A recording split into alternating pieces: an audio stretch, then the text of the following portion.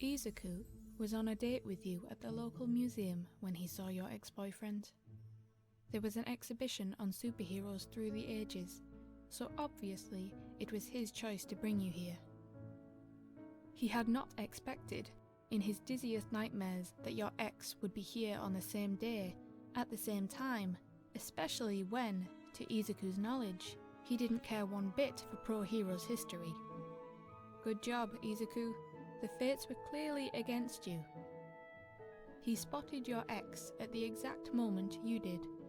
He noticed the way you froze. Izuku knew every little detail about your ex. He had once been too shy to ask you about past relationships, but after plucking up the courage, he had found out everything, then found out even more by snooping, browsing, through social media. Izuku never used the word hate, but he venomously disliked your ex. Izuku began muttering to himself out loud, trying to think of a plan to both avoid your ex and cheer you up. He had no doubts in his mind that seeing your ex's face again had upset you. He needed to fix that. However, he realized too late that he was drawing the attention of those closest to you by mumbling aloud. By now, your ex was too close to avoid, so Izuku took a deep breath, then gave you a look that said it'll be okay. He brushed his palm to the back of yours to ask if you wanted to hold his hand for support. You took it, so he gave it a reassuring squeeze and smiled as bright as a button when you looked at him. He was bottling up his nerves something chronic, knowing that he needed to be strong and that a confrontation with your ex would only make you feel worse.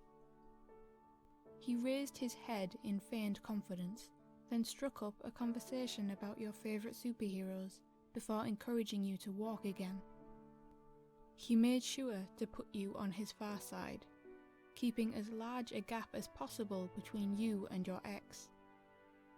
Hand-holding no longer seemed like enough, not for Izuku, who worried you were still so nervous.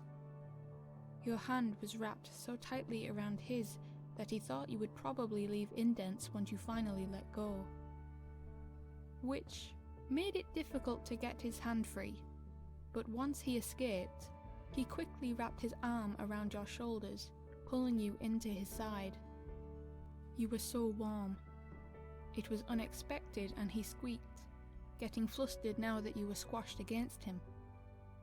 Calm down, he thought. You probably didn't mind that he had completely invaded your personal bubble without warning. You could forgive him for this, he hoped. You had to know he was doing this to keep you safe.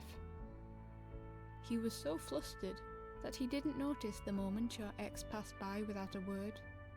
It didn't help that, equally as flustered, you had your face pressed into his shoulder to hide your own very bright blush from being so close to him.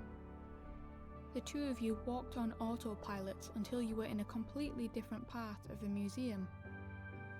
When Izuku finally came back to his senses, he had no idea how the two of you had gotten there. Realizing how forward he had been, Izuku let go of you and apologized profusely. He wasn't good at handling PDA. Still, he couldn't help but feel happy, seeing you smiling and laughing at his awkwardness. He took you around the rest of the museum after that, pinpointing exit strategies should you see your ex again.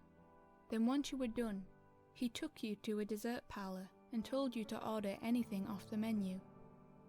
He nearly fainted when you asked for a milkshake with 2 straws.